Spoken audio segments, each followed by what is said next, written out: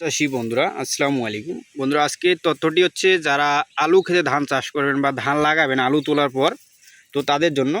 তো যারা আলু খেতে আর কি ধান লাগাবেন, তো কিভাবে লাগাবেন এবং কিভাবে লাগানোর নিয়ম, তো আজকে বিস্তারিত জানাবো। তো বিস্তারিত জানার জন্য ভিডিওটি শেষ পর্যন্ত দেখবেন এবং যারা নতুন ভিউয়ার্স আছেন তারা অবশ্যই আমাদের চ্যানেলটি সাবস্ক্রাইব করে দেবেন। তো বন্ধুরা, এই যে জমিটা লক্ষ্য করতে পারতেছেন, এটা কিন্তু আলু তোলার পর এই যে দেখেন ভুট্টা ক্ষেতের মাঝখানে এই জমিটাতে কিন্তু ধান লাগানো হয়েছে। তো ধান লাগানোর যে নিয়মটা, সেইটার নিয়ম জানতে হবে, নাহলে কিন্তু আপনাদের সঠিক ফলন হবে না। পাশাপাশি আপনার ধানের যে থোর বা কুশি হওয়ার কথা, সেটা আপনারা দেখবেন যে পর্যাপ্ত আপনার আশানুরূপ হবে না। তো এই যে দেখেন এখানে কয়টা গুজি লাগানো আছে, 1 2 3 4 5 6। এই যে দেখেন এখানেই কিন্তু 6টা গুজি বর্তমান আছে, মানে 6টা খাঁটি। তো এইভাবেই কিন্তু আপনাদের ধান লাগাতে হবে। আর ধান লাগানোর যে আপনারা বীজটা লাগাবেন, এই যে চারাগুলো, এই চারাগুলো কিন্তু আপনাদেরকে আগেই দোগোজ করে রাখতে হবে, বা অনেকেই বলে বীজ মানে পাতানো। তো পাতানো চারা বা দোগোজ করা, আমাদের এদিকে দোগোজ বলে আর কি।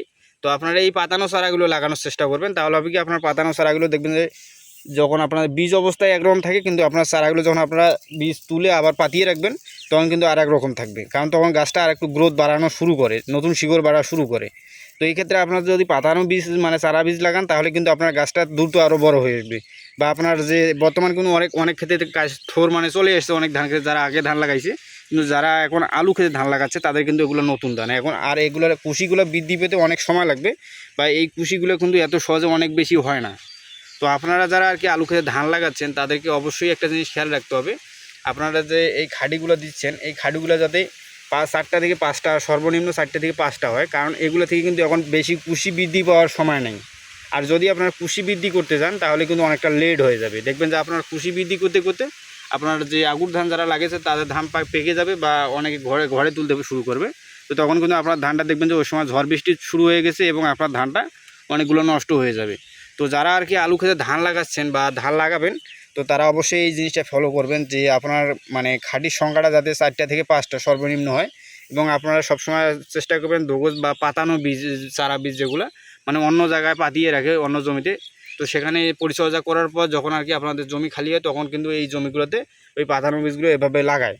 তো তখন কিন্তু এই বীজগুলো হয় কি আপনার আগে থেকেই গ্রোথটা ভালো থাকে, এবং পরবর্তীতে যখন আপনারা বীজ ধান খেতে লাগাবেন, মানে আলু খেতে লাগানোর পরে যখন ফাঁকা জায়গা পায়, তখন কিন্তু গ্রোথটা দ্রুত চলে আসে এবং পরবর্তীতে আপনার ফলনটা অনেকটা বেশি হয়।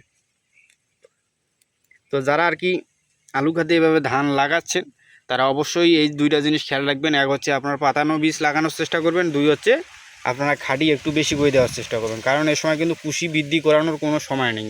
তাই এই জিনিসটা মাথায় রেখে আপনারা আলু খেতে ধান লাগাবেন। তো বন্ধুরা, আজকে এই পর্যন্তই। সবাই ভালো থাকবেন। ভিডিওটি ভালো লাগলে অবশ্যই আমাদের চ্যানেলটি সাবস্ক্রাইব করে দেবেন প্লিজ।